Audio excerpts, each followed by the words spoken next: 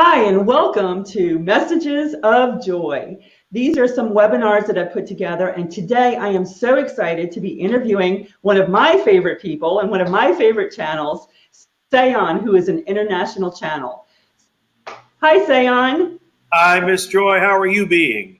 I am being fine. You really have to stop copying. I've got a mirror behind me. So do you. Wow. So for our audience who doesn't even know what is channeling or what is a channel, why don't you explain to them from your perspective what is channeling and what is an international channel? Woof.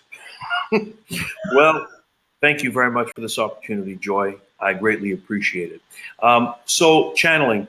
I've been at this for 35 years this year, and I get asked this question a lot since I travel around, and the international part is I get to go wherever I'm called to go and or invited to go.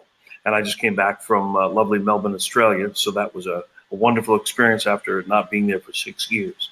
So that's the international part, of course. But channeling, I'm asked that all the time. And after all these years, the definition that I have, if I had one, would be it's a merged, filled state of connection whereby the humanity, the ego, the belief system is, for lack of a better word, paused or simply pushed to the side, and a universal truth, an expression of beyond compassion, beyond love comes through from source, creatrix, God, Goddess, Allah, whatever they want to label it as, okay? Some people think it's their higher self. I have no understanding anymore of higher self, lower self. You look around at humanity these days and just go, wow. So all I can say to you is that channeling is an existence of being in truth. And the channeling process allows one to truly court that dynamic where they're no longer involved with this reality, our 3D world. They're beyond that, so that it allows the participants or those that are sitting with the channeling process to experience something greater than or more than what this 3D reality that we're all attached to, all connected through. And it reminds us of holistically what we are, where we could be going, where we have been, and to have a little more acknowledgement, a little more compassion, a little more forgiveness, and a little more being human with our spirit. So tell me, how did you get started as a channel? Well, I tripped. Do you fall down? What? Yeah, have a great fall, right? I actually, in 1983, I was I often don't bring this up, but I will today. I was a successful child actor. I had 5 years of fame and the fortune, yeah, whatever. But I was blessed to come from Celtic parents, Ireland and the borders of Scotland. And they put me as a child. They thought I was rather shy. Yes, believe it or not. And so what happened was I went to this acting class, and well, next thing I know, I'm doing some acting, and maybe that was where I learned this aspect of my reality, my awareness, that most people, they had to create some sort of, what's the word? Belief that they were a character. I didn't have to think about it. I became it. And I started this when I was 10. So from 10 to about 17, 18 is when I was pursued by Hollywood, and then all that changed. And so I finally let all that go in my mid-20s. And I actually met a gentleman in 1983 called, I call him Fabulous Fred. I call him my mentor. Truly, he was just a gateway to this work. And Fred didn't know much about channeling. This is prior to Shirley MacLaine's Out on a Limb and Kevin Ryerson and all the big names we heard about. Ramtha, I believe, was already being taught, Jay-Z Night, back in the day. But bottom line is, Fabulous Fred had a meditation class that was actually Psychic 101. And I'd already been was part of the I guess the Christian movement. I was a Catholic, and going to Loyola Marymount, they were doing all sorts of gifts of tongue, and so I was into that when I was 17. I had a tarot deck and all that, and so I was aware of all this other aspect of reality. And what Fred did was bring it home. He sort of just really allowed people to experience that in his class. And then one day he said, "You want to do a past life regression?" And I went, "Sure, Fred, whatever." And I didn't know what that was. And it was quite eye-opening, quite outrageous, actually. And so the next step was, one day he was saying, "Well, let me introduce you to spirit guides." And I was going, "Okay, I don't know, what are we doing now? What's that mean?" And he said, "Look, the easiest way is, since you have a religious background on this, maybe call it your guardian angel." So I went, "Oh, I can do that." So yeah, my guardian angel was this little ball-pate Chinaman. And I went, "Cool for me." And on one level, the mind looks at itself and goes, "Okay, pal, you're really becoming unhinged here. You're losing it."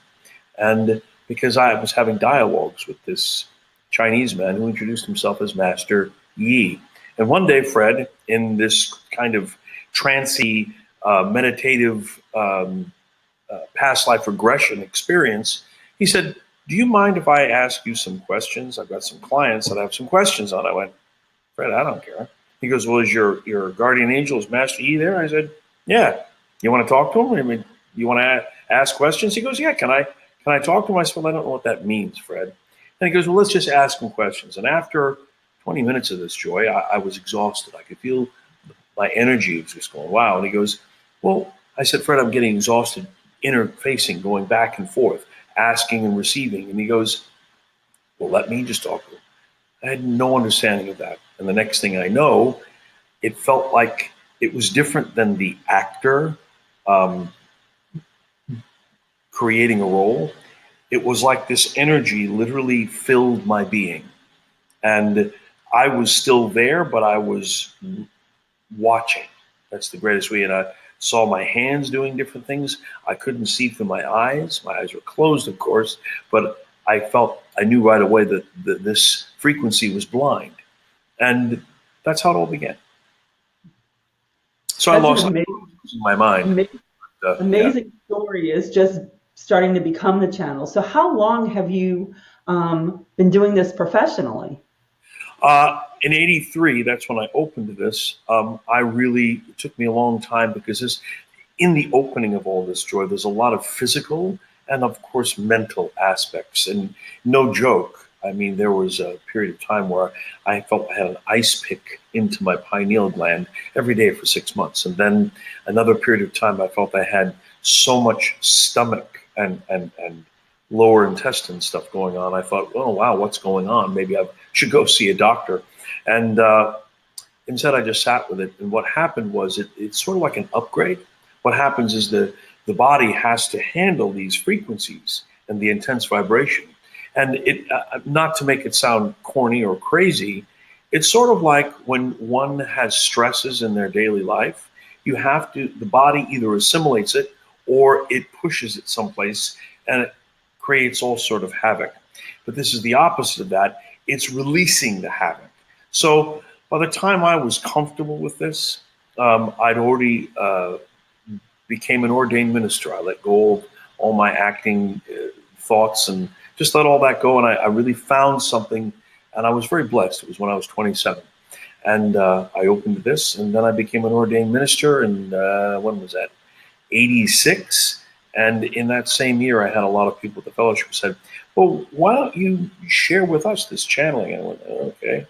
And I was terrified because it was always something that I did either at Fred's place for a client of his, or he sent me a few clients. And so I basically opened up in January of '87, started sharing it publicly out of Sherman Oaks in Los Angeles. And then oddly enough, the next month, I met one of the people that was at the fellowship. Harriet came up to me and she said, "Hey, honey, you want to go to Texas?" And I went, and so I went to Dallas, Texas, and channeled for back in 1987. So I've been coming to Texas for quite a while. So let me ask you a question. What is your motivation for doing this work? What lights you up? Why do you do this on a daily basis? Uh, well, as an actor, kid actor, I was able to disappear. Right, I was able to become these characters, and sometimes it was kind of funny walking around the house. I'm an only child, and my mom and dad. My dad, in his Irish dialect, his Irish brogue, what are you doing? You know, and I'd go, what do you mean? He goes, you're limping. Or I would take these characters, I'd become them so much, I would have the characteristics, and it all of a sudden I kind of went, So that aside, what really motivates me about this is the feeling I have, that what I'm left with. You know, a lot of people aren't as blessed as I have been. They are still, some souls still looking for their passion in life. My passion showed up when I was 27, 28. I could go into this altered state and feel these great presences through my form, and then realize that the part of me that can listen, can hear, I was recognizing that it was truly facilitating some change in people. And I was always, when I was in college, I studied psychology and sociology. I'm interested in humans and how we are.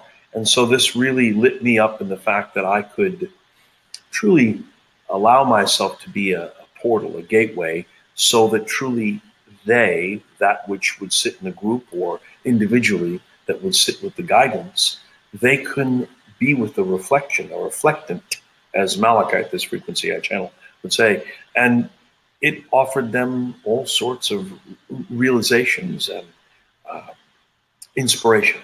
And if anything, that is one of the most amazing experiences to be a part of. So I'm blessed. And I can't say anything other than that. That's my motivation. So how do you prepare before you have a session or a workshop? Is there something that you do special to connect to spirit? Yeah, I go out and have about 3 Jack Daniels, and yeah, I drop a lot of acid. No, the bottom line is, we're all channels every moment, Joy. You and I have had lots of conversations about that, and sharing channeling workshops and classes, and reminding people. The biggest thing is that if I were to tell you that preparation, sure, back in the day when I would open up this, I really had to regulate or contain that part of the mind that we label as ego. I had to truly keep it in a box because it had lots of commentary. And over the years, the decades I've been doing this, and of course my own personal meditations, it got very quiet. So I have a very quiet mind in that sense. I wouldn't say it's nothing to write home about, but my point is I have a lot of space between thoughts, and channeling literally obliterates any other commentary in my head. So in preparation, I've been doing it for so long. That's a great question. I would simply say the greatest preparation I do is create the space.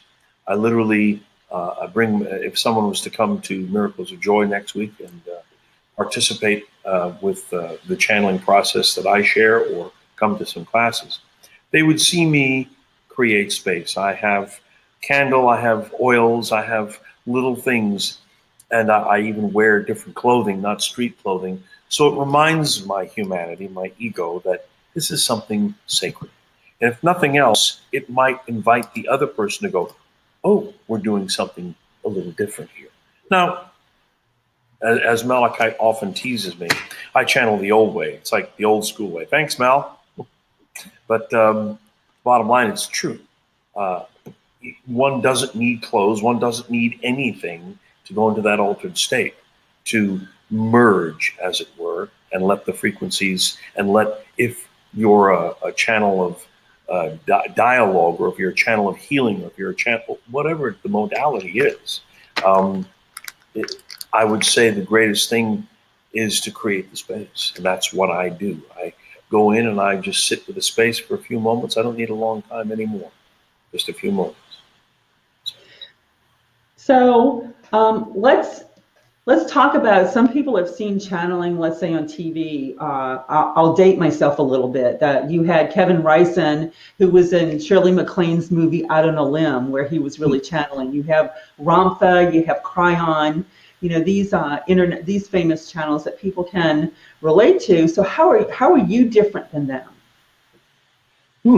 Great question. I don't know if I'm different. I would say that I'm probably not a household name like they are. I've been around for this length of time, so there's a lot of people that have heard of visionary guidance and or the frequencies I've channeled: Aronk, Malachite, Master Yi, the winds of the universe. I don't know if there's a difference. Maybe it comes down to how. How household people want to become. I was never one to, since I had my childhood, I had enough of that. And the piece of me that likes to not remain invisible, but I like to watch, I like to see life, I like to look at people. If the spotlight's on you, it's hard for you then to be able to watch people. And that's what I learned as a very young kid, that, I don't know if I want to be famous like that, because there's no way I can then do what I want to do, walk in a mall or go by the beach or be anywhere and just people watch. That's what I like to do. So bottom line, I'm really happy with the way my work has shared. And people go, well, don't you want to be like, Cryon, for example? I said, I have plenty of people that like the work. Sure, I guess I could get out there a little more. But at this point, I feel that what's happened and what is still happening, sharing this, is enough. And I'm very pleased and grateful for the way it is. So how should a client prepare for a session with you? Is there any preparation they should make? Have a couple of shots of Jack, drop some acid. Obviously, if they want to have a session, this is, once someone said, so I coined the phrase, quote unquote, I'm the channel's channel. A lot of people who are already connected into their own mediumship, channeling, whatever, however they share themselves, they want some confirmation. So they would come to me. And obviously, people who are not channels in the sense of sharing themselves that way as their career path, I would say the greatest preparation is to, once again, be still and create that space. The question, not, if you're drawn, whether it's to my work or anyone else's work, if you're drawn to it, or you're walking by and go, oh, Miracles of Joy, I've heard of that place. Yeah, I'm going to go in there. And maybe you're going in that day for no other reason. And you, Joy, have even told me this when I worked at your store, that someone may come in and they're just browsing. They want to come in and get a couple of rocks or pick up some incense or look at some of the finery that you have there in your store. And all of a sudden they see my name looks like Cé Änn, pronounced Cé Änn. It was a spiritual name that was given to me back in the day. And I finally got courageous enough to use it back in 97. And so they see the words visionary guidance and Cé Änn, and they go, well, who's this? They go, well, he's out of town guest coming from northern Arizona, coming in to see us here and share his work. And they sign up, and they've never sat with the channel. They have no understanding of what they're drawn to. That's the magic from where I sit. Someone goes, ooh, I'd like to do that. And they have no understanding. And they, at that moment, their guidance, they just follow through. Now, for the people who sat with the work before, sometimes they say they know what to expect, or they've sat with Malachite. Yeah, Malachite's different. Malachite's different every time you sit with Malachite, because that frequency, because you're different, right? We're all different. We change every breath of every moment. And so again, the simplest way to prepare for a session, get quiet, take a few moments. Sure, if you have questions, Sure, if you want confirmation, duh, write down your questions so you remember to ask them. That's sometimes what happens. It's like a memory wipe. You come and sit in the channeling, you're like, oh, I had a question, and it's gone because it's either already been answered for you. Because if you can get a word in edgewise with Malachite, good luck with that. Yeah, so I would just simply say, be still and be ready to be honest with yourself. So I have another question for you. So tell us about the workshops you offer and how do people benefit from attending these workshops? I have no idea how to respond to that other than people get what they get. I've heard great things. I've heard, a couple of strange things over the years. The bottom line is the workshops are workshops and play shops. I offer are for further integration. I offer something I call the Creating Space Meditation Play Shop about creating space for, if we are all source, if we're creatrix, God, Goddess, Allah, whatever, however that's stated, if we are that, then this life is naturally meditative. We are merged through a form, and Malachite calls the body a machine, and other frequencies, they all have different takes on it, but it seems like it's all pointing the same direction, which is life is meditation, life is God, life is source, and we're here to expand and explore. And so hopefully my classes offer some inspiration, and not just the channeling, the transmissions, I label that, where it's a group channeling, or a semi-private with Arahant or Malachite called Circles of One, Circle of Orion, whatever it is, fancy names. But the bottom line is, some of the classes that I share, that I teach, I'm wanting to light you up. I want you to come to this class and go, ooh, I want, not that you want to become a channel, you already are one. It's how to get out of one's mind, so to speak, the belief systems, the ego. So I offer a channeler's, another label, Channeler Symposium, an all-day event that allows people to explore that. And sure, it's not like take 3 drops and drink it back and poof. Though after saying that, there's some truth that all one needs is to be given permission. And somehow, some way, either through our parents, our education, our religiosities, our experiences in life, somehow we renege, we hold back, we don't give ourselves always the permission to become unhinged. So come on with me. We'll get unhinged together. So I offer a toning class, I offer a channeling class, I offer all different kinds of classes to assist people to play in the modality. Well, thank you so much for joining me today, Cé Änn. It's been my absolute pleasure. I think that it really explained a lot about what people can expect in some of your classes, and kind of like talk a little bit about what is channeling. And I want to thank you again for joining